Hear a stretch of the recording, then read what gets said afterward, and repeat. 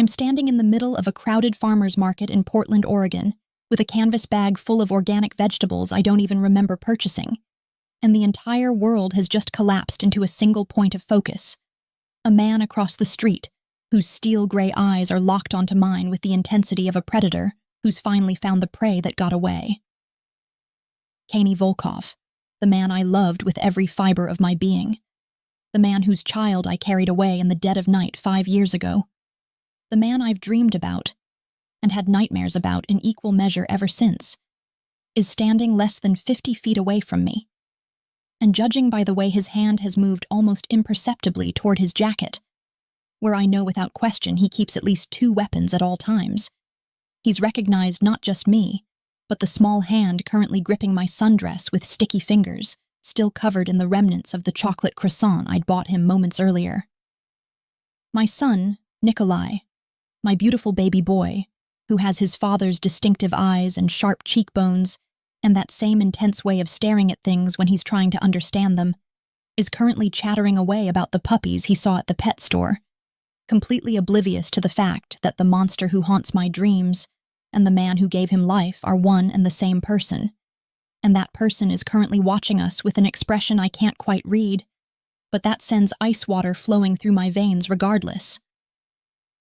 Time seems to stretch and compress simultaneously, the way it does in those crucial moments when your brain is processing too much information and trying desperately to formulate a response that will keep you alive. And I'm suddenly aware of every single detail around me. The way the afternoon sunlight catches in Kani's dark hair, which he's let grow slightly longer than he used to wear it. The expensive cut of his black suit that probably costs more than 3 months of my curator's salary. The barely perceptible tension in his shoulders that I recognize from 1,000 memories of watching him prepare for violence. And most terrifyingly, the way his lips have curved into something that's not quite a smile, but rather the expression of a wolf who's just cornered something it's been hunting for far too long. I need to run. Every instinct I've honed over 5 years of looking over my shoulder is screaming at me to grab Nikolai and disappear into the crowd. But my legs feel like they've been filled with concrete, and besides, Dominic is supposed to be meeting us here any minute now, with his easy smile and his architect's hands, and his blissful ignorance of the fact that the woman he's planning to marry is actually a completely different person than the one he thinks he knows. The irony isn't lost on me that I've spent 5 years building a life as Sarah Davis. Quiet, cultured, slightly boring Sarah who works at the museum and volunteers at Nikolai's preschool, and has never so much as gotten a speeding ticket, and all of that carefully constructed normalcy is about to shatter because I made the catastrophic mistake of thinking that Portland was far enough away from New York, that 5 years was long enough for Kani to stop looking, that I could actually have something resembling a normal life with my son, without the constant shadow of the Volkov Empire hanging over us, like a guillotine waiting to drop. "Mommy, you're squeezing too tight," Nikolai says, his little voice pulling me back from the edge of panic. And I realize that I've gripped his hand so hard that my knuckles have gone white. So I force myself to loosen my hold even as every maternal instinct I possess is screaming at me to pick him up and run until my legs give out. I watch as Kani takes a single step forward, his movement predatory and deliberate. And I know with absolute certainty that if I run now, he'll give chase. And the last thing I want is for this confrontation to happen in a crowded market where innocent people could get hurt, and where Nikolai would witness whatever violence might erupt when 5 years of rage and betrayal come face to face with 5 years of fear and desperation. My mind is racing through possibilities. I could grab Nick and duck into the nearest shop, but Kani would just follow. I could call Dominic and pray he gets here before Kani reaches us. But what exactly would my kind, gentle fiancé do against a man who's built an empire on blood and bullets?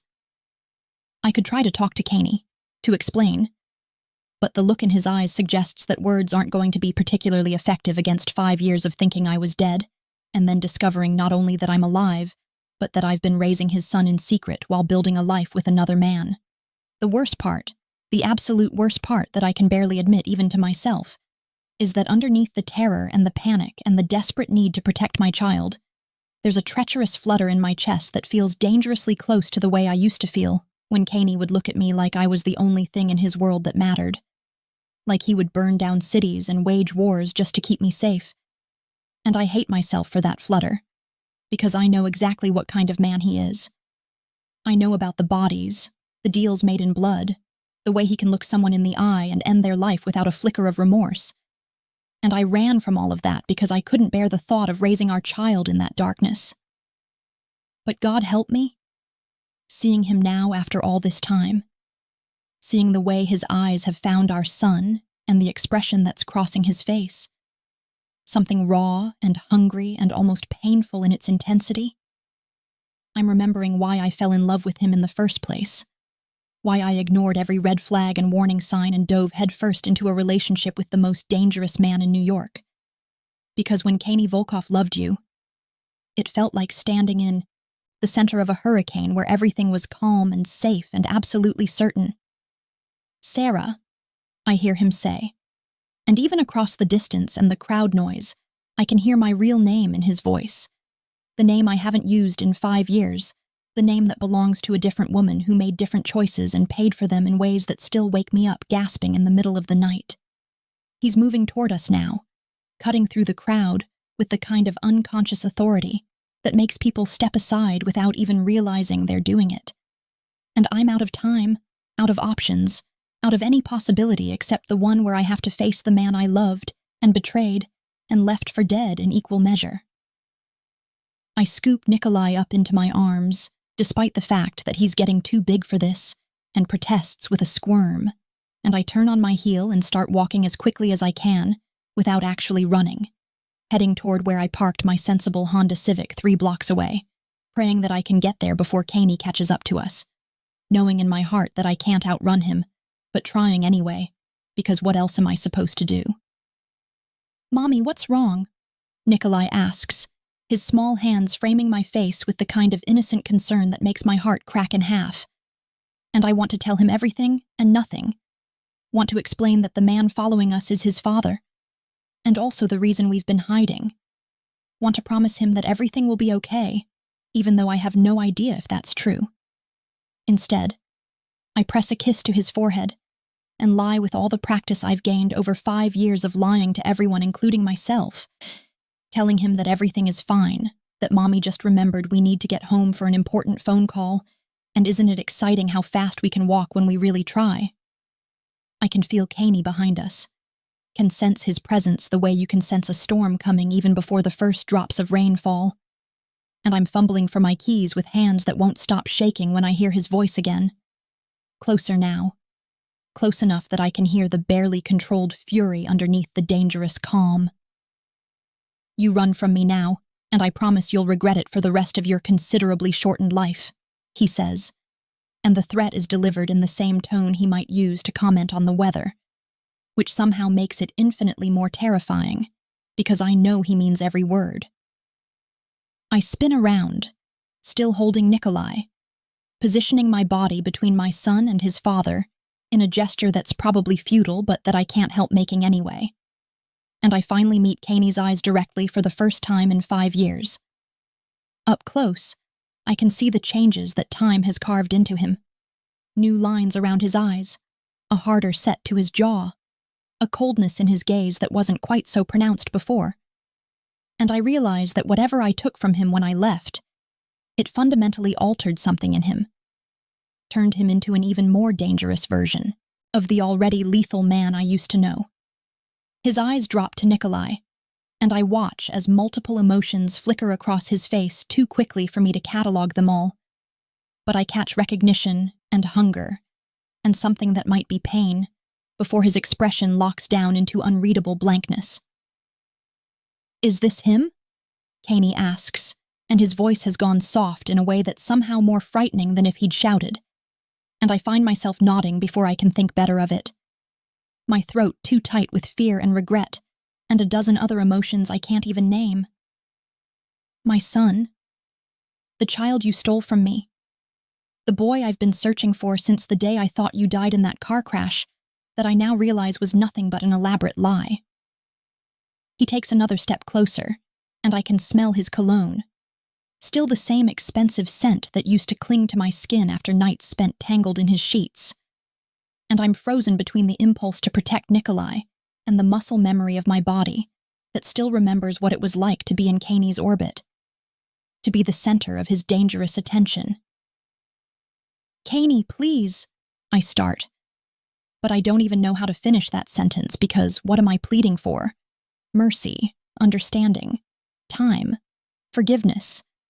And would any of those things matter to a man who's just discovered that the woman he loved faked her death and disappeared with his child? Nikolai has gone very still in my arms, his child's intuition picking up on the tension even if he doesn't understand it.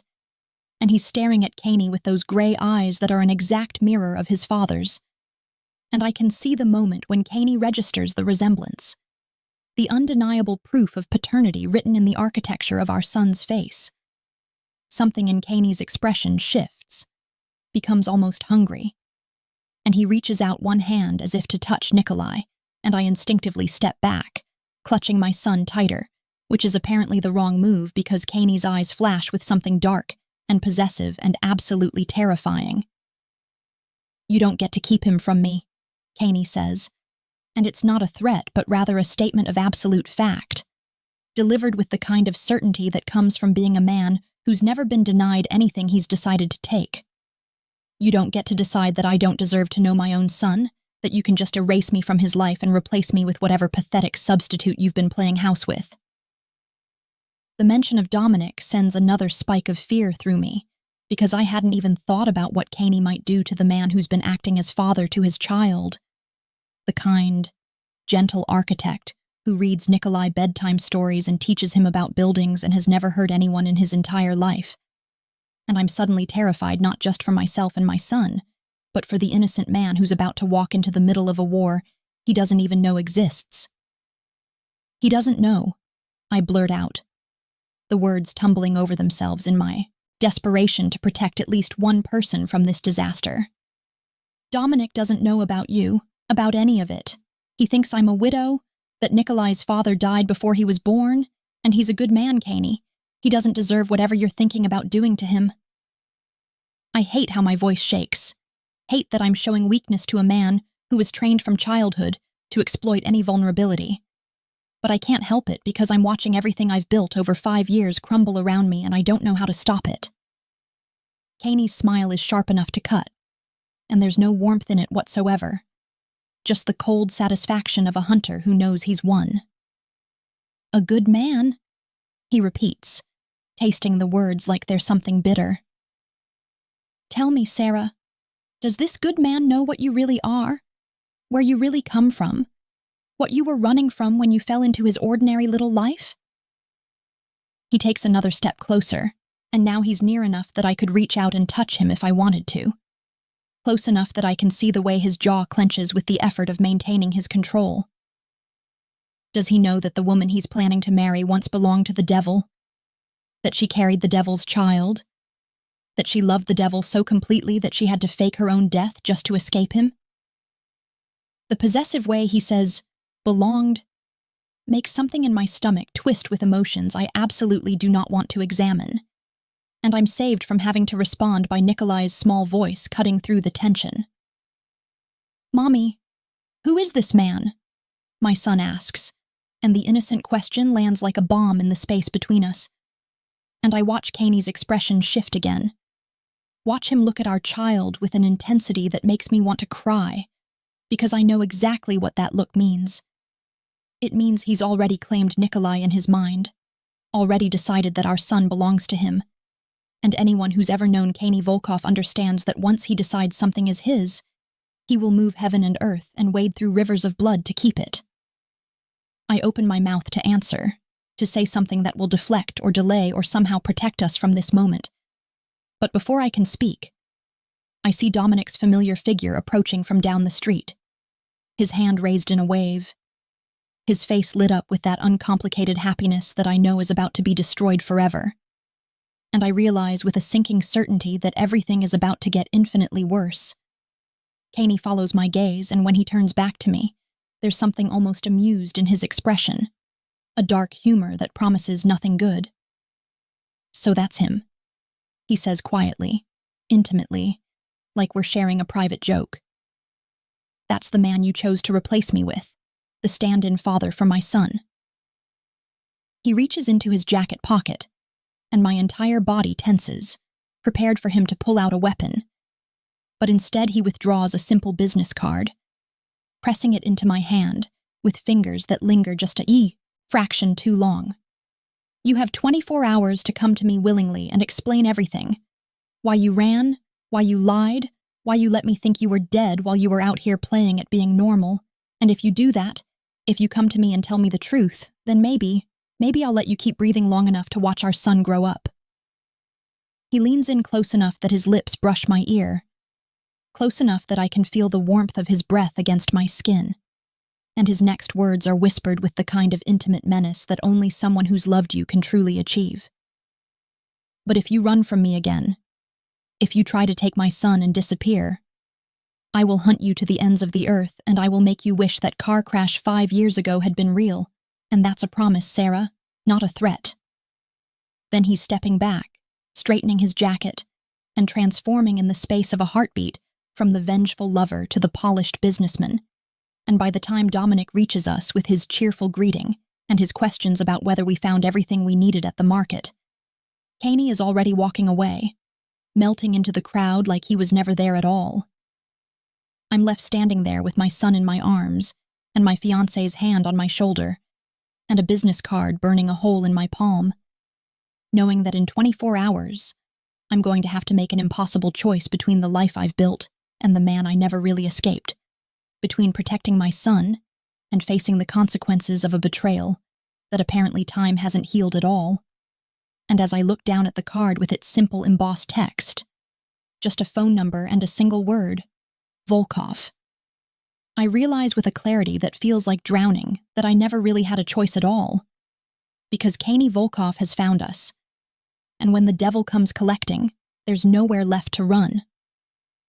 The business card sits on my bathroom counter like a coiled snake, its stark white surface and simple black text mocking me every time I glance at it, which has been approximately every 30 seconds for the past 6 hours since Dominic finally fell asleep in our bedroom and I retreated to this small sanctuary under the pretense of taking a bath. But really, because I needed to be alone with the panic that's been clawing at my throat since the moment Caney's eyes found mine across that market. I'm sitting on the closed toilet lid in my pajamas, hair wet and dripping onto my shoulders, and I'm trying to remember how to breathe normally, while my mind replays the encounter over and over, analyzing every word, every gesture, every micro-expression on Caney's face as he looked at our son for the first time with the full knowledge that Nikolai was his. And the worst part is that underneath all the terror and the guilt and the bone-deep fear of what's coming, there's a treacherous part of me that felt something almost like relief when I saw him, like some fundamental part of my soul that's been holding its breath for 5 years finally exhaled because the waiting, the constant looking over my shoulder, the exhausting vigilance of always being ready to run, all of that is over now because the thing I've been running from has finally caught me. I pick up the card for what must be the 100th time, turning it over in my fingers as if the blank white back will suddenly reveal some hidden message or instruction that will tell me what to do, how to fix this impossible situation where every option leads to someone getting hurt. 24 hours, Caney said. 24 hours to come to him and explain. And I know what he really means is 24 hours to prostrate myself before him and beg for mercy that may or may not come. To lay out every detail of my betrayal and hope that the man who once loved me enough to make me believe in fairy tales might still have enough of that love left to keep him from destroying everything I've built. But how do I explain to him that I ran, not because I stopped loving him, but because I loved him too much to watch what his world would do to our child? That every day I spent with him was a day I spent knowing that his enemies would eventually use me against him. That the violence and the danger and the constant shadow of death that surrounded him like a second skin would eventually touch our baby. And I couldn't. I couldn't let that happen no matter how much it killed me to leave. The memory comes flooding back unbidden, as vivid and terrible as if it's happening right now, instead of 5 years ago. I'm standing in the hallway outside Kaney's office in the penthouse we shared, one hand pressed against the wall for support, and the other cradling my still flat stomach where a 6-week-old embryo is growing. And I've just come to tell him the news that I'm pregnant, that we're going to have a baby, that all our careful precautions somehow failed, and I'm terrified and thrilled in equal measure. But I freeze before I reach the door, because I hear voices inside. Kaney's and Victor's. And Victor is speaking in that low, urgent tone that always meant something dangerous was being discussed. And I know I should walk away. Know that Kaney has always been careful to keep me separated from the worst parts of his business. But something in Victor's voice makes me press my ear to the door instead. "She's your weakness, Kaney," Victor is saying, his voice carrying that particular blend of concern and calculation that I've never quite trusted. "Everyone knows it, and eventually someone is going to use her against you. And when that happens, you won't be able to protect both her and the Empire. You'll have to choose, and that choice will destroy you." There's a long pause, and then Kaney's voice, weary in a way I've rarely heard it. "I know, but I can't. I won't give her up, Victor, I can't. She's the only thing in this whole goddamn world that makes me feel like I'm something other than a monster." The words should have been comforting, should have made me feel cherished and protected. But instead they send ice water through my veins because I'm suddenly, horrifyingly aware that Victor is right. That my existence in Kaney's life is a vulnerability. And that vulnerabilities in his world don't last long. What I hear next changes everything. Transforms my fairy tale into a nightmare with a few carefully chosen words. "Then let me handle it," Victor says, and there's something in his tone that makes my blood run cold. "Make it look like an accident, something quick and clean, and you'll grieve, but you'll survive. And more importantly, the Empire will survive. You'll be stronger without her, Kaney, untouchable again. And isn't that what your father trained you to be?" The silence that follows seems to stretch for an eternity, and I'm standing there with my hand over my mouth to keep from crying out, waiting to hear Kaney reject this monstrous suggestion, waiting for him to defend me, to tell Victor that he'd rather burn his empire to the ground than harm a hair on my head. But the silence continues, heavy and damning. And then Victor speaks again. "You don't have to say yes. You don't even have to know about it. Just look the other way for one night, and I'll take care of everything. And tomorrow you can mourn your tragic loss and move forward without this weight around your neck." And Kaney, my Kaney, the man whose child is growing inside me, says nothing, absolutely nothing. And that silence is somehow worse than if he'd agreed outright, because it means he's actually considering it, actually weighing the cost of my life against the security of his empire. I don't wait to hear more. Don't stay to find out if Kaney will ultimately refuse or accept Victor's horrific offer. Because in that moment I realize with crushing clarity that it doesn't actually matter what Kaney decides, because Victor has already decided, has already marked me for death, and whether Kaney agrees or not.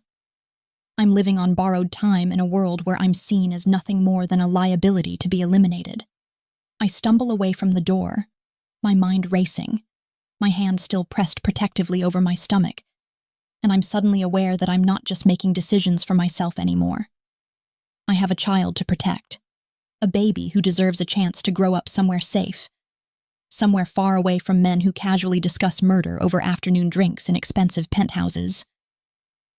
The next 72 hours pass in a blur of desperate planning and careful lies. I call an old friend from college, Marcus, who works in digital security and owes me a favor from when I covered for him during a particularly messy breakup years ago.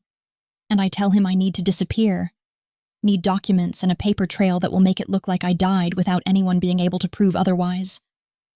Marcus, to his credit, doesn't ask too many questions, just tells me he'll need 48 hours and $10,000 in cash, and I raid the emergency fund Kaney keeps in the safe in our bedroom, the one he thinks I don't know about, but that I discovered months ago during a bout of insomnia and restless exploration.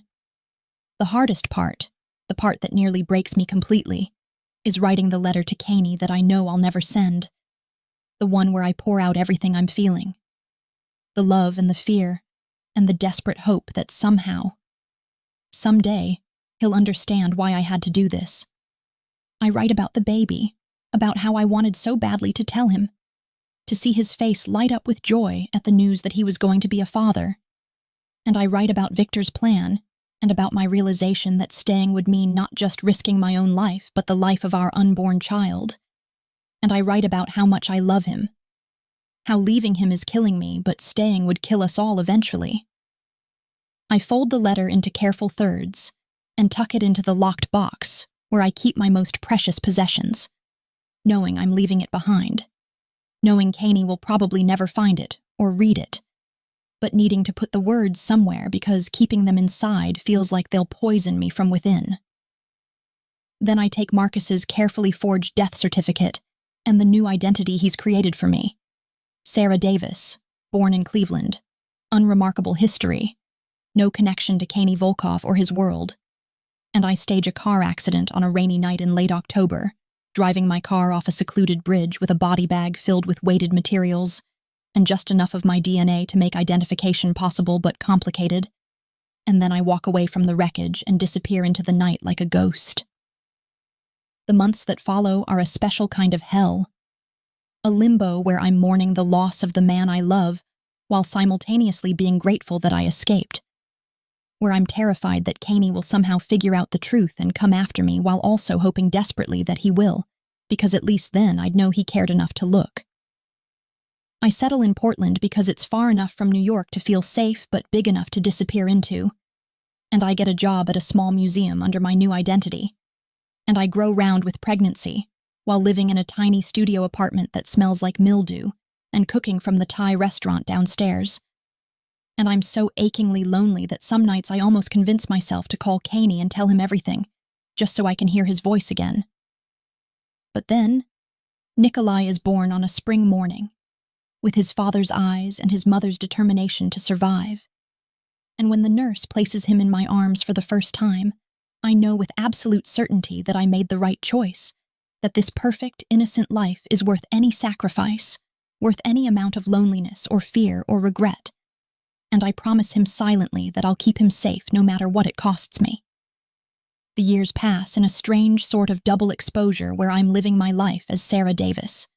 Quiet, predictable, boring Sarah who never causes trouble and never draws attention, while always being aware that Sarah Delacroix is still there underneath, still remembering what it felt like to be loved by a monster, still checking the news from New York obsessively for any mention of Caney or the Volkov organization, still jumping at shadows and teaching Nikolai from the earliest age that sometimes we have to leave places quickly, and that's okay. Mommy just wants us to be safe. Dominic enters my life during Nikolai's 3rd year, a kind and gentle presence who sees me at the museum, where he's consulting on a renovation project, and he asks me to coffee with such genuine, uncomplicated interest that I'm taken aback because I've forgotten what it's like to be wanted for who I am, rather than what I represent, or what vulnerability I expose. Our relationship develops slowly, carefully, and I know I'm being unfair to him by building something on a foundation of lies. But he's so good with Nikolai, so patient and steady and normal in ways that Caney never was, and I let myself believe that maybe this is my second chance. Maybe I can actually have the peaceful, ordinary life that I sacrificed everything to create. But now, sitting in my bathroom with Caney's business card burning in my hand, and the knowledge that my carefully constructed world is crumbling around me, I'm forced to confront the truth I've been avoiding for 5 years. I never actually escaped. I just delayed the inevitable. And all the running and hiding and pretending couldn't change the fundamental fact that I belong to Caney Volkov in ways that have nothing to do with choice or reason and everything to do with the kind of connection that transcends logic. The clock on my phone tells me I have 18 hours left before Caney's deadline expires. 18 hours to decide whether I'm going to walk into the devil's den willingly or wait for him to come and drag me there. And I know what I have to do, even though every instinct I possess is screaming at me to grab Nikolai and run as far and as fast as I can. I have to go to Caney, have to face him and explain and hope that somewhere in the cold, calculated heart he's developed over 5 years without me There's still a flicker of the man who used to hold me like I was something precious, something worth protecting even from himself. The decision made, I'm reaching for my phone to call the number on the card when I hear a sound from the bedroom that makes my blood freeze in my veins. The soft click of the bedroom window sliding open. A sound that doesn't belong in a third-floor apartment. A sound that means someone has scaled the building to get to us. I'm on my feet instantly, every maternal instinct screaming. And I'm moving toward Nikolai's room down the hall when a hand closes around my arm with bruising force and spins me around, and I'm looking up into Victor's face. Older and harder than I remember, but unmistakably him. The man who wanted me dead 5 years ago and who, judging by the cold fury in his eyes, hasn't changed his mind. Did you really think you could come back from the dead and not face consequences? He asks, and his voice is soft and terrible, and I can see the gun in his other hand, can see my death written in his expression. Caney knows you're alive now, which means he knows I lied to him about confirming your death, which means I have about 12 hours before he figures out everything else I've been doing behind his back these past 5 years, and I can't let that happen, Sarah. I won't let one dead woman ruin everything I've built. The gun is rising toward my face, and I'm thinking about Nikolai sleeping in his room, and about Dominic in our bed, and about how I survived 5 years only to die in a bathroom in Portland at the hands of the man I was running from all along, when the window behind Victor explodes inward in a shower of glass, and a dark figure is coming through it with the fluid grace of a predator, and I have just enough time to recognize Caney before he's on Victor, with a violence that's both beautiful and terrifying. And I realize with a clarity that feels like falling that Caney never intended to wait 24 hours, that he's had people watching me since the moment he walked away at the market, and that Victor's appearance here is either the worst luck or the best timing depending on how you look at it. The two men crash into the wall with enough force to crack the plaster, and Caney's voice cuts through the chaos like a knife. You tried to kill her. You tried to kill the mother of my child. And you made me believe she was dead for 5 years while you systematically betrayed everything I built. And there's something in his tone that promises death, that guarantees it. And I should probably feel horror, or fear, but instead I feel a savage satisfaction that the man who drove me into hiding is finally going to pay for what he did. The fight is brief and brutal, and when it's over, Victor is on the floor with Caney's hand around his throat and a knee in his chest. And Caney is looking at me with eyes that are absolutely feral, and I can hear Dominic stirring in the bedroom, can hear his confused voice calling my name, and I know that in approximately 30 seconds, my kind, gentle fiancé is going to walk into this bathroom and discover that everything he thought he knew about me was a lie. Caney follows my gaze toward the bedroom, and then looks back at me with an expression that's almost amused despite the violence still thrumming through him. I told you that you had 24 hours to come to me willingly, he says conversationally, as if he's not currently crushing the life out of his former second-in-command. But then I had my people do a little more digging, and what they found suggested that maybe you weren't quite as safe as you thought you were, that maybe certain people had figured out you were still alive and were making plans to correct that oversight. So I decided to move up my timeline because despite everything you've done, despite the lies and the betrayal and the 5 years you stole from me, I'm apparently still incapable of letting anyone else hurt you. That privilege, Sarah, belongs exclusively to me. The silence that follows Caney's declaration is broken by Dominic's voice calling my name again from the bedroom. Closer now, concerned and confused, in that particular way. That means he's sensing something is wrong but hasn't yet comprehended the magnitude of the disaster he's about to walk into. And I'm standing frozen in my bathroom doorway, watching the man I used to love pin his former best friend to the floor, while my entire carefully constructed life implodes around me like a building demolition in slow motion. I should move, should say something, should do literally anything except stand here paralyzed while my two worlds collide in the most catastrophic way possible. But my brain seems to have short-circuited somewhere between the moment Victor put a gun to my face and the moment Caney came crashing through my window like some kind of avenging angel wrapped in violence and expensive Italian suits. And now I'm trying to process the fact that Caney has apparently had people watching me since the market, which means he knows where I live, where I work, probably knows my entire routine down to what time I drop Nikolai off at kindergarten and what kind of coffee I order on Tuesday mornings. Sarah? Dominic appears in the hallway, rubbing sleep from his eyes, wearing the pajama pants I bought him for his birthday, and nothing else.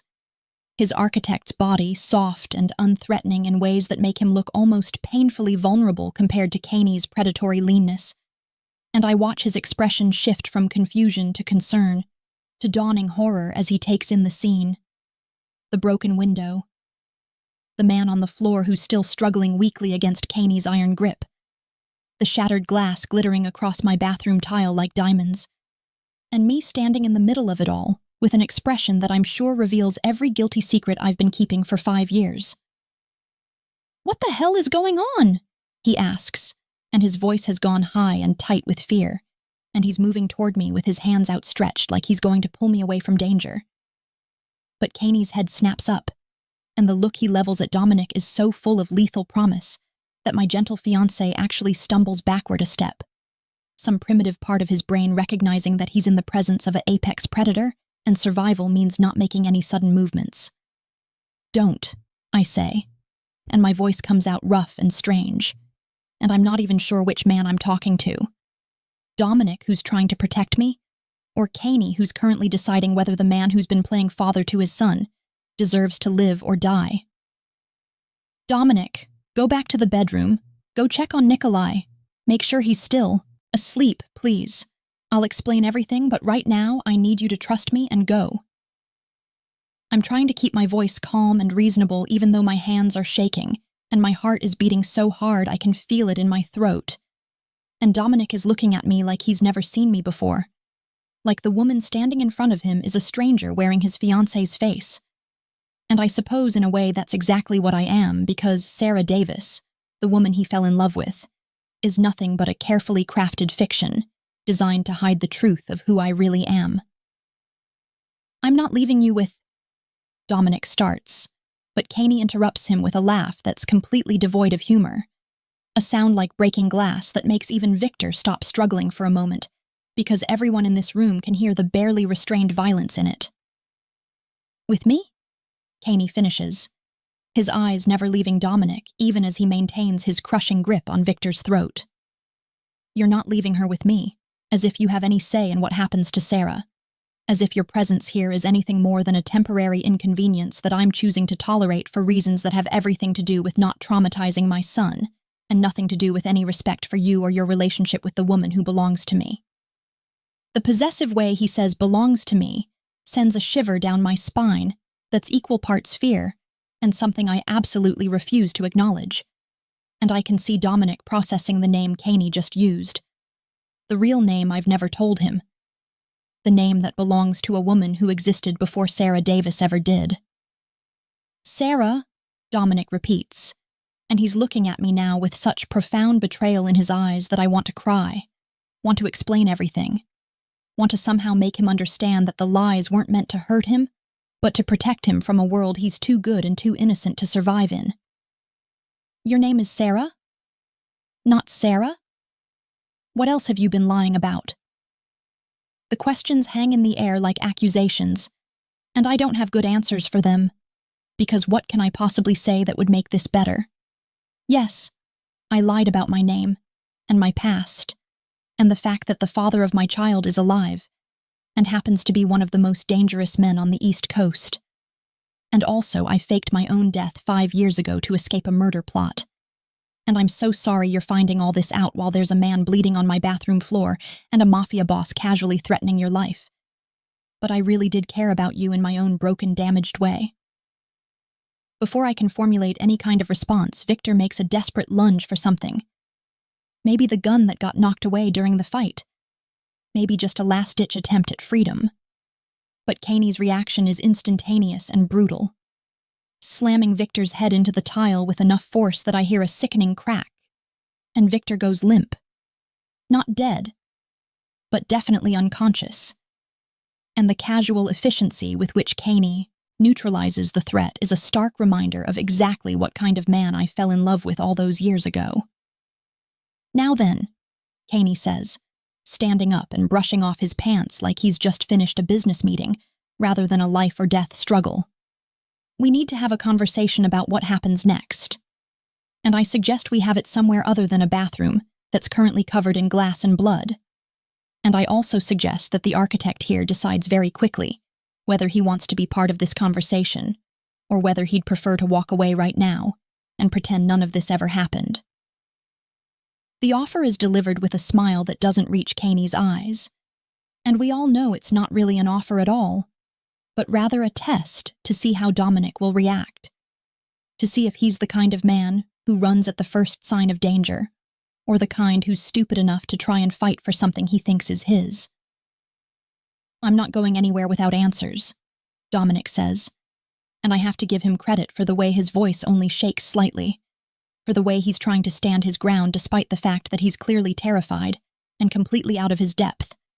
And I love him in this moment for his courage, even as I hate myself for dragging him into this nightmare. Sarah, whatever your name is, you owe me an explanation. You owe me the truth about who you are and who this man is and why there's someone unconscious on your bathroom floor." He's right, of course. He deserves answers and apologies and probably a whole lot more than I can give him.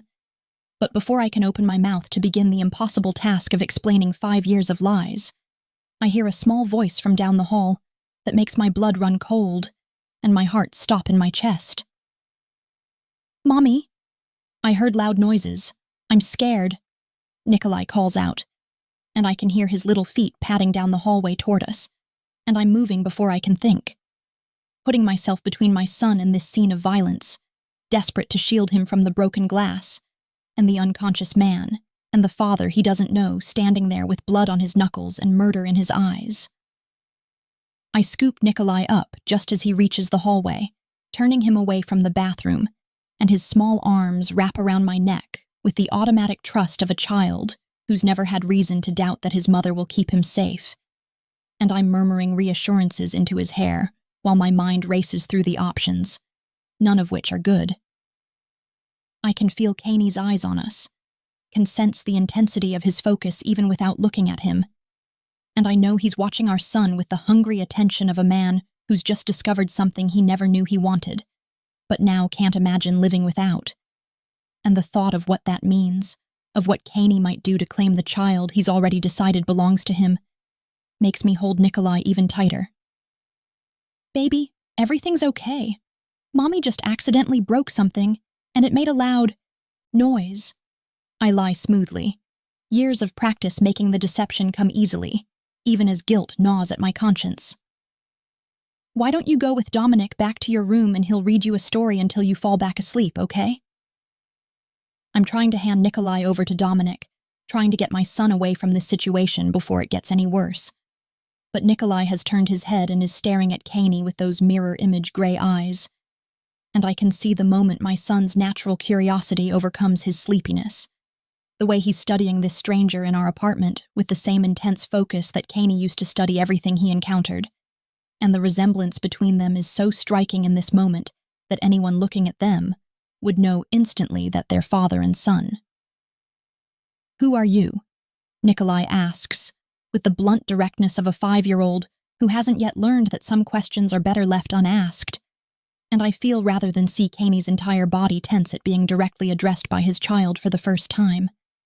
And I'm terrified of what he might say, of how he might answer that innocent question in a way that will shatter everything. The silence stretches out for several long seconds, while Caney and Nikolai study each other. And I'm holding my breath, waiting for the explosion. The claim of paternity. The moment when Caney rips my son away from me, the way I ripped him away from Caney 5 years ago. And I'm already calculating how quickly I could run, where I could go, how I could possibly escape a man who's proven tonight that he has the resources to track me anywhere and the willingness to crash through windows to get to me. But instead of the possessive declaration I'm expecting, Caney's expression shifts into something I can't quite read, something that might almost be vulnerability if I didn't know that Caney Volkov doesn't do vulnerable, and when he speaks, his voice is surprisingly gentle, carefully modulated in a way that suggests he's thinking very hard about every word. "I'm an old friend of your mother's," he says, and the lie comes so smoothly that I might almost believe it if I couldn't see the tension in his shoulders, the way his hands have curled into fists at his sides like he's physically restraining himself from reaching out to touch his son. "We knew each other a long time ago, before you were born, and I just came by to visit and catch up on old times." The explanation is simple and almost believable, the kind of thing a child Nikolai's age would accept without question, but I can hear the subtext underneath it. The promise that this isn't over, that this moment of restraint is a temporary gift that Caney is giving me for reasons I don't fully understand, but suspect have something to do with not wanting to traumatize our son during their first real interaction. "Oh," Nikolai says, already losing interest in the way that children do when adult conversations become boring, and he's squirming to be put down, and I'm reluctantly setting him on his feet when he does something that makes my heart stop. He walks right up to Caney with absolutely no fear, no hesitation, just a child's natural curiosity about this tall, intense stranger in his home. "You have eyes like mine," Nikolai observes with the matter-of-fact tone of someone stating an obvious truth, and he's tilting his head to look up at Caney, and I can see Caney's entire body go rigid, can see something raw and painful flash across his face before he locks it down behind that mask of cold control he wears like armor. "Lots of people have gray eyes. My teacher says it's because of genetics," Nikolai continues, carefully pronouncing the word he's obviously learned recently and is proud of knowing. And Caney drops into a crouch so he's at eye level with our son, and the movement is so natural, so unconsciously paternal, that I feel tears burning behind my eyes because this is the moment I stole from him. This simple interaction between father and son. And no matter how justified my reasons were for running, I can't pretend that I didn't take something irreplaceable from both of them. "That's right," Caney says, and his voice has gone even softer, and he's looking at Nikolai like he's trying to memorize every detail of our son's face, cataloging the features that came from me and the ones that came from him. And I can practically see him doing the math, calculating exactly how much of Nikolai's life he's missed, how many first words and first steps and first everything's happened without him there to witness them. "Genetics are very interesting. They determine what color eyes you have and your hair, and lots of other things about who you are." He reaches out slowly, telegraphing the movement so he doesn't startle Nikolai, and brushes a strand of dark hair away from our son's forehead with a gentleness I didn't know he was capable of. And I'm watching this entire interaction with my heart in my throat because I can see exactly how dangerous this is, how easily Caney could use this moment to plant seeds of doubt in Nikolai's mind about Dominic, about me, about everything we've built. "Nick, sweetheart, let's let Mommy talk to her friend, okay?" I interrupt, unable to watch this scene play out any longer without breaking down completely, and I'm reaching for my son's hand, trying to pull him away from Caney before this fragile moment shatters into something ugly and destructive. Dominic, who's been standing frozen this entire time watching the interaction with an expression of growing realization and horror, finally seems to snap out of his paralysis and moves to help me guide Nikolai back toward his bedroom. But Caney's hand shoots out and catches my wrist with enough force to stop me in my tracks without actually hurting me, and his eyes when they meet mine are absolutely feral, full of a possessive hunger that makes my stomach flip with emotions I absolutely don't want to examine. "We're not done here," Caney says quietly, his words meant only for me even though Dominic is close enough to hear them. "Not even close to done, Sarah, and you know it. You've always known that running from me was just delaying the inevitable, that eventually I would find you, and we would have this reckoning. And now here we are, and you're going to tell me everything, every single detail of why you ran, and how you've been living, and what you think happens next. Because I promise you that whatever plan you have, whatever desperate scheme you're cooking up to try and escape me again, it's not going to work." He releases my wrist and stands up in one fluid motion, and he's pulling out his phone and making a call, speaking in rapid Russian to whoever answers, and I catch enough words to understand that he's arranging for people to come collect Victor, to clean up the mess, to make this entire incident disappear like it never happened, because that's what men like Caney do. They control reality itself, bend it to their will through money and violence and connections that reach into every corner of society. Dominic manages to coax Nikolai back to his room with promises of the longest story ever told, and once our son is safely out of earshot, my gentle fiancé turns to me with an expression that's equal parts heartbreak and anger and confusion, and I can see in his eyes that he's already figured out most of it, already put together the pieces of who Caney must be and what our relationship was, and why I've been lying for 5 years. He's Nikolai's father, isn't he? Dominic asks, and it's not really a question because he already knows the answer, can see it written in the genetic similarities between Caney and our son, in the possessive way Caney looks at both of us, in the way I'm standing here with guilt written all over my face. This is who you were running from. This is why you told me Nick's father was dead, because what else could you say? That you were in love with a criminal? That you faked your own death to escape him? That everything about Sarah Davis is a lie you made up to hide from your past? I'm sorry, I whisper, and the words are completely inadequate, but they're all I have. All I can offer in the face of the devastation I've caused to this good man, who never deserved to be collateral damage in my war with Caney. I'm so sorry, Dominic. I never wanted to hurt you, never wanted to drag you into this. I wanted to give Nikolai a normal life, wanted to believe that I could be someone other than the woman who loved a monster. And you were so kind and so good, and you made me feel safe for the first time in years.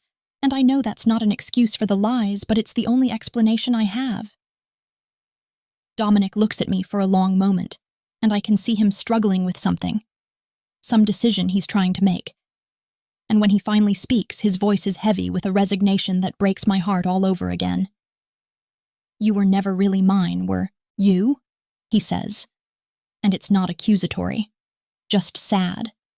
Just the acknowledgement of a truth we've both been avoiding.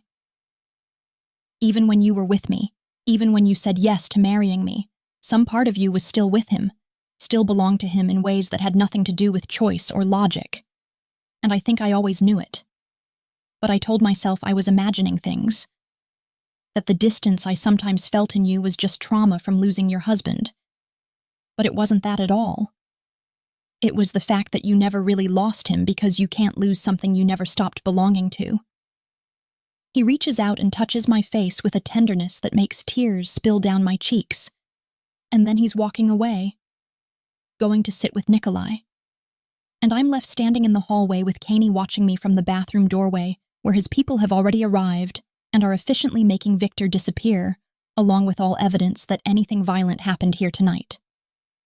Pack a bag, Caney says once his people have left. Once it's just the two of us in the hallway with the weight of 5 years and 1,000 unspoken things hanging between us. You and Nikolai, pack what you need for a few days, and then you're coming with me. We're going somewhere we can talk without interruption.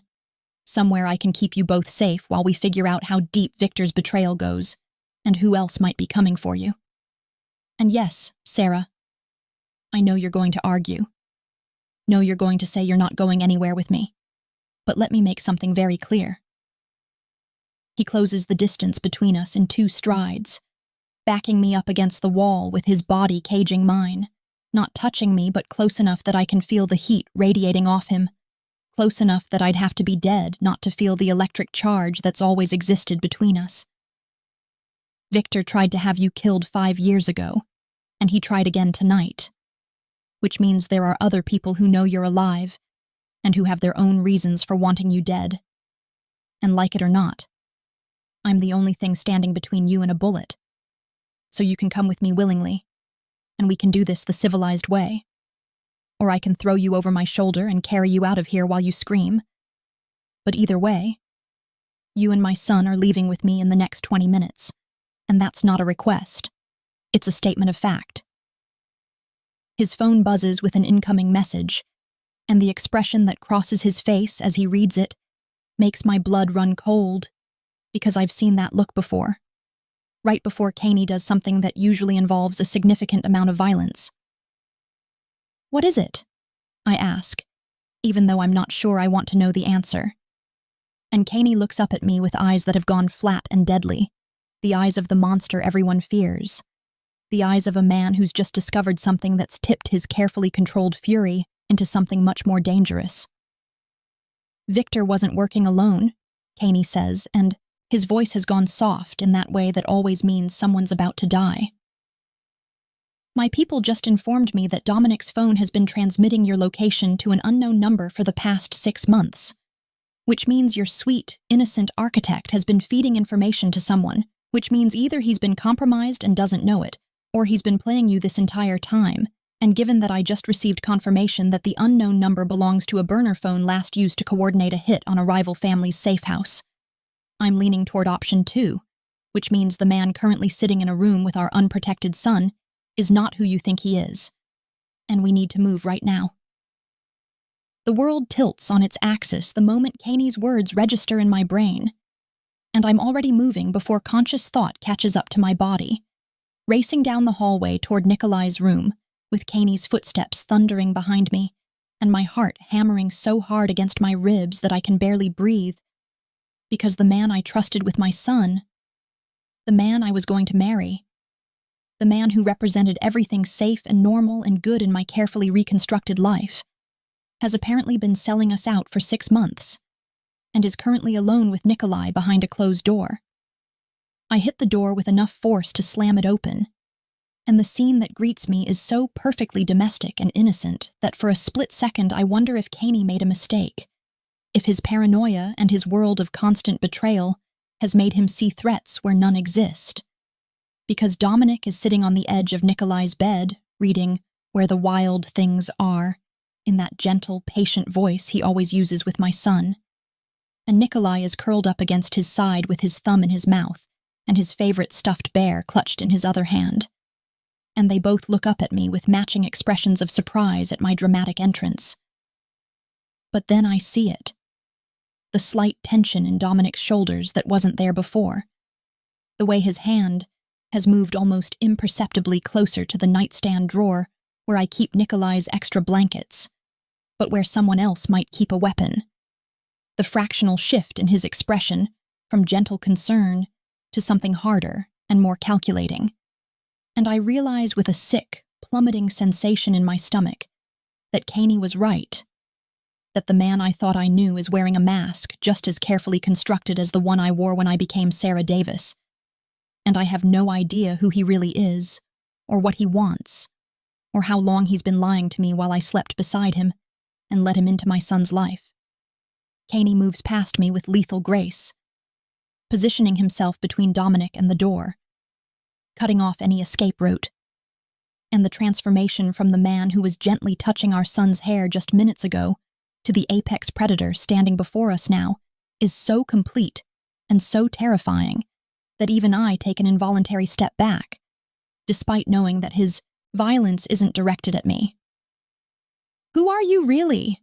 Caney asks, and his voice is conversational, almost pleasant, which somehow makes the question infinitely more menacing, because I've learned that Caney is most dangerous when he sounds calm, when that cold control has locked down over whatever fury is burning underneath. "And please don't insult my intelligence by pretending you don't know what I'm talking about. We both know your phone has been transmitting location data to a burner phone connected to the Constantine family, and we both know that the Constantines have wanted me dead for the past 3 years, ever since I took control of their shipping routes. So the only real question here is whether you're going to tell me the truth voluntarily, or whether I'm going to have to extract it from you in ways that will be extremely unpleasant and will definitely traumatize my son, who I'd prefer to keep innocent for at least a few more years." Dominic's expression shifts again, the mask of the gentle architect cracking and falling away to reveal something colder and more ruthless underneath. And he's looking at me now with an expression that's almost apologetic, almost regretful. And I realize that whatever feelings he had for me, whatever connection we shared, it was all built on a foundation of manipulation and lies that mirror my own deceptions right back at me. "I'm sorry, Sarah, whoever you really are," Dominic says, And his voice has changed too, losing that soft, careful quality and gaining a harder edge that makes him sound like a completely different person. I genuinely didn't want it to come to this, and for what it's worth, I did care about you in my own way. But you have to understand that the Constantine family paid me a substantial amount of money to get close to you, to monitor your movements and report back, because they knew that eventually Volkov would find you, and when he did, you'd lead them right to him. And honestly, 5 years of playing house with you and your kid while waiting for this moment has been tedious as hell, but apparently it's finally paying off. He's reaching for the nightstand drawer now, moving slowly and deliberately, and I'm frozen with the horrible realization that I've been an idiot, that I traded one dangerous man for another without even realizing it, that my desperation for normalcy made me blind to the very real threat that was sleeping in my bed and reading bedtime stories to my son, while planning to use us as bait to lure Caney into a trap. The next few seconds happen in a blur of motion that my brain can barely process. Dominic's hand closing around something in the drawer, Caney moving with inhuman speed to cross the distance between them, my own body lurching forward to scoop Nikolai off the bed and shield him with my body as the two men collide with bone-crushing force. I'm pressing Nikolai's face into my shoulder so he can't see what's happening, making soothing noises even as I hear the sounds of violence behind me, grunts of pain, the crack of bone on bone, the heavy thud of bodies hitting furniture. And Nikolai is crying now, scared and confused, and asking me what's happening in that high, frightened voice that breaks my heart into 1,000 pieces because this is exactly what I was trying to protect him from. This world of violence and betrayal, and men who use love as a weapon. I risk a glance over my shoulder and see Caney straddling Dominic on the floor, his hands around the other man's throat. And there's a gun. An actual gun that Dominic apparently had hidden in my son's nightstand this entire time, lying a few feet away, where it must have been knocked during the struggle. And I'm faced with the surreal and horrible reality that the man I was going to marry was armed and dangerous, and had been living in my home with a weapon within reach of my child's bed. "Mommy, I'm scared. I want this to stop."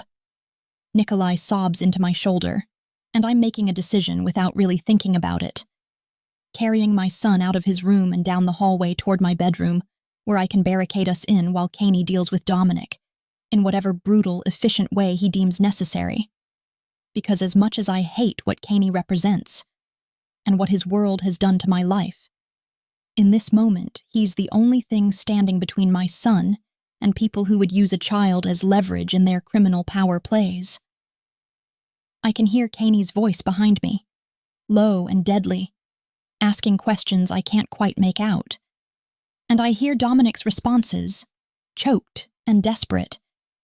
And I know that whatever information he's giving up is probably buying him a few more minutes of life, but not much more than that. Because Caney doesn't forgive betrayal, and he certainly doesn't forgive threats to his family.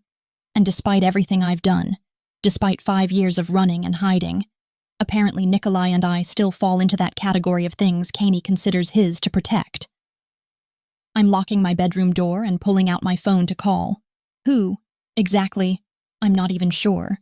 Because what am I going to tell the police that there's a mafia boss fighting with my secretly criminal fiancé in my son's bedroom over a 5-year-old conspiracy that involves my faked death?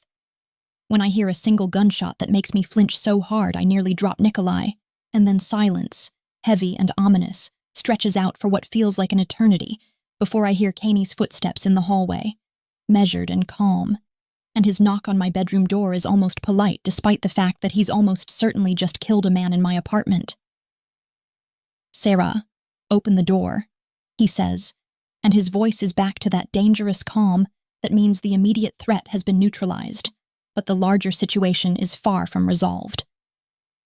"We need to leave now. Dominic's phone sent out a distress signal before I could stop him, which means the Constantines know I'm here and they're probably sending people as we speak, and I'd really prefer not to have a shootout in your apartment building with our son present. So if you could please unlock the door and trust me for approximately the next 30 minutes, I promise I'll explain everything once we're somewhere safe." "Trust him," he says, as if trust is something that exists between us after everything we've done to each other. after all the lies and the betrayals and the 5 years of absence, but the terrible truth is that I don't have any other options because staying here means dealing with whatever criminals are coming for us, and running without Caney means trying to protect Nikolai on my own against an enemy I didn't even know existed until 10 minutes ago. So I'm unlocking the door with shaking hands and letting Caney into my bedroom, where he immediately starts pulling clothes out of my closet and shoving them into a bag with the efficient movements of someone who's done this before. Get Nikolai dressed in something warm and comfortable, he instructs without looking at me, and I can see blood on his knuckles, can see the way his shirt is torn at the shoulder, and I know without asking that Dominic is dead, that the man who proposed to me 3 months ago and who I actually considered spending my life with is currently lying in my son's bedroom with a bullet in him, and I should feel something about that. Horror or grief or regret. But all I feel is a numb kind of relief that the immediate threat to Nikolai has been eliminated, even if it means we're now running from an entirely different threat that I never saw coming.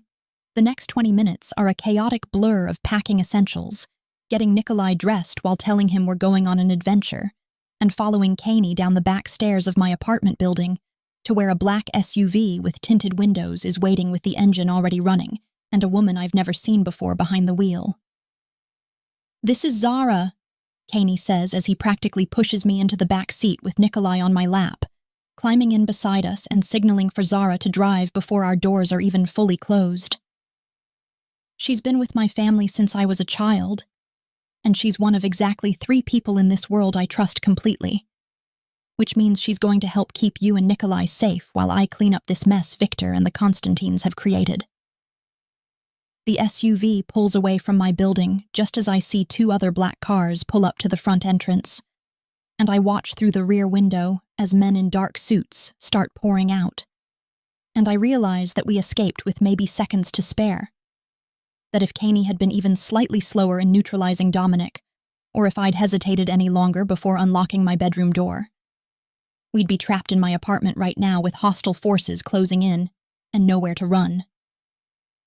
"Where are we going?" I ask, and my voice sounds strange and distant even to my own ears, like I'm hearing myself from underwater, and Caney is pulling out his phone and making rapid-fire calls in Russian while simultaneously keeping one hand on Nikolai's head, stroking our son's hair with a gentleness that seems completely at odds with the violence he just committed. And I'm struck by the cognitive dissonance of watching a man who can kill without hesitation show such careful tenderness to a child he only officially met an hour ago. "Somewhere they can't follow," Caney finally answers, and his eyes meet mine in the darkness of the SUV's interior. And I can see exhaustion there beneath the adrenaline and the fury. Can see the weight of everything we're both carrying. And his next words send a chill down my spine even as some treacherous part of me recognizes them as an inevitability I've been running toward all along. "Somewhere you'll finally have to stop running and face the fact that, like it or not, Sarah Delacroix, you and I are bound together by more than just the child sleeping between us. We're bound by the fact that the only way either of us survives this is together, and that means no more lies, no more secrets, and no more pretending that you can have any kind of life that doesn't include me in it." 3 months have passed since that blood-soaked night in Portland, when my carefully constructed world of lies burned down around me, and I was forced to confront the reality I'd been running from for 5 years. And now I'm standing in Caney Volkoff's sprawling estate in the Hamptons, watching the Atlantic Ocean crash against the private beach, while Nikolai plays in the sand with the kind of carefree abandon that suggests he's already adapted to this new reality in ways that I'm still struggling to fully accept. And I'm wearing a ring on my finger that weighs almost nothing, but feels like it carries the weight of every choice I've made and every consequence I'll have to live with for the rest of my life. The ring is simple platinum with a single black diamond that Caney says represents the darkness we both carry, the shadows we've learned to live in. And when he slipped it onto my finger 2 weeks ago in his study with only Nikolai and Zara as witnesses, he told me that this wasn't a proposal but rather an acknowledgement of what's always been true, that I belong to him and he belongs to me in ways that transcend conventional morality or socially acceptable relationship structures, and that trying to fight against that fundamental truth has caused nothing but pain and destruction for everyone involved. The weeks following our escape from Portland were a brutal education in just how deep Victor's betrayal had gone, and how many players were involved in the conspiracy that had been building against Caney for years. And I watched from the supposed safety of this estate, while Caney systematically dismantled the network of traitors within his own organization and waged a quiet but vicious war against the Constantine family that ended with most of their leadership either dead or in prison on charges that Caney's people manufactured with terrifying efficiency. I saw him transform from the man who could be gentle with our son to the monster that the criminal underworld fears, and the cognitive dissonance of loving both versions of him, of accepting that they're two sides of the same person rather than separate entities, has been one of the hardest adjustments I've had to make in a process that's been filled with difficult adjustments. Nikolai has thrived in ways that simultaneously fill me with joy and break my heart, because he's attached himself to Caney with the easy affection of a child who's been starving for a father figure without even knowing it, and watching them together. Caney teaching Nikolai chess with infinite patience, reading to him in Russian so our son grows up bilingual, explaining complex concepts in ways a 5-year-old can understand. I'm forced to confront the uncomfortable truth that maybe I was wrong to keep them apart, that maybe my fear of Caney's world harming our child was less about protecting Nikolai and more about punishing Caney for being what he is. The door to the study opens behind me, and I sense rather than see Caney approaching, and when his arms wrap around me from behind and pull me back against his chest, I let myself sink into the embrace in ways I never allowed myself to do before, because whatever else exists between us, the violence and the lies and the betrayals that nearly destroyed us both, there's also this fundamental connection that feels like coming home after years of being lost.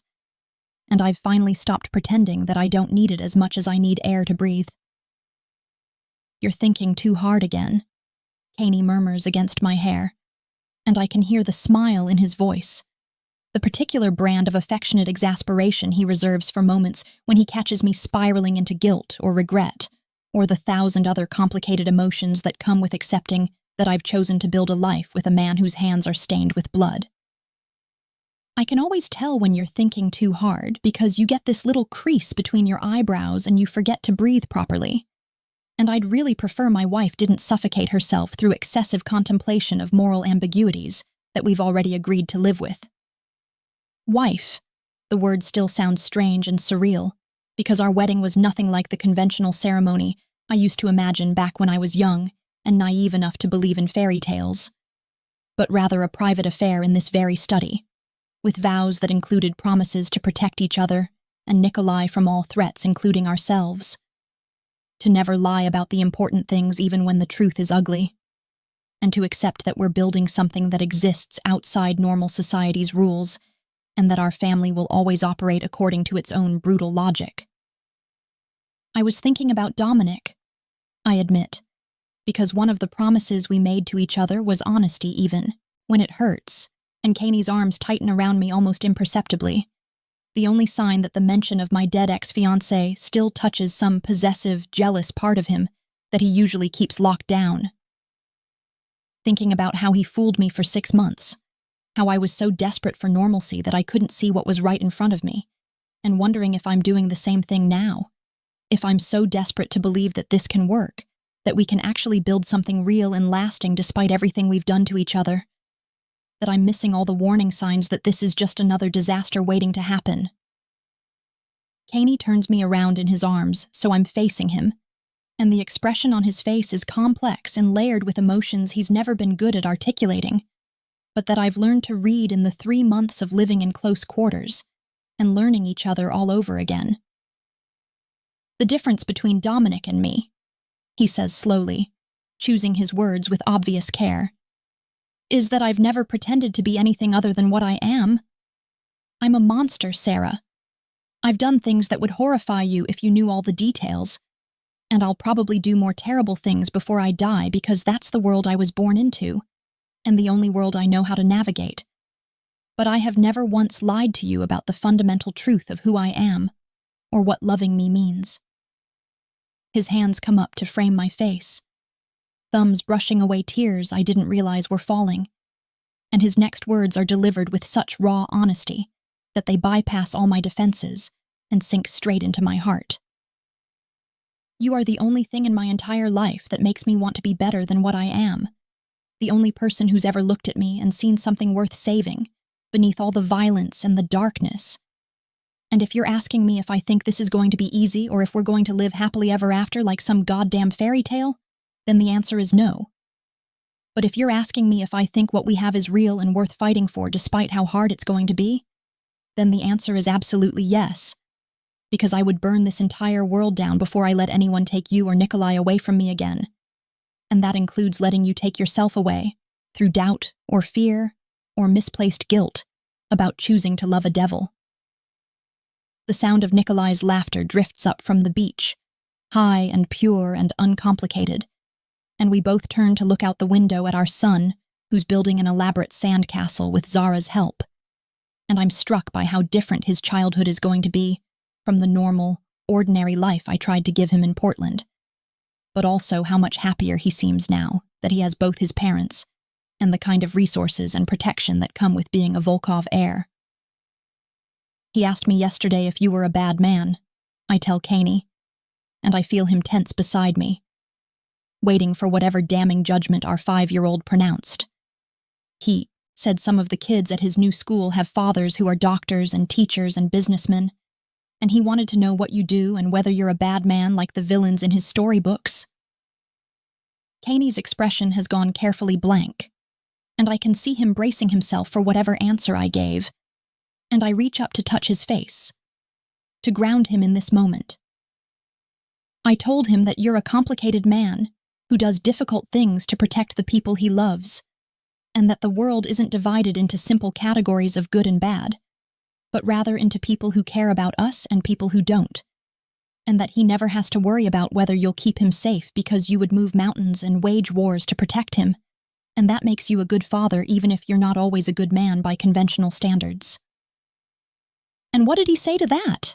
Kaney asks, and his voice has gone rough with emotions he's struggling to contain. And I smile at the memory of our son's response. So innocent, and yet so perfectly perceptive in the way that children sometimes are.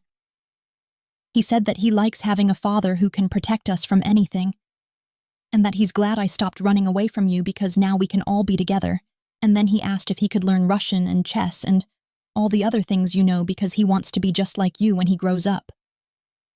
I watch the impact of those words hit Kaney like a physical blow. Watch him struggle with the weight of being someone our son wants to emulate. And when he speaks again, his voice is barely above a whisper. I don't want him to be like me, Sarah. I want him to be better. To have choices I never had.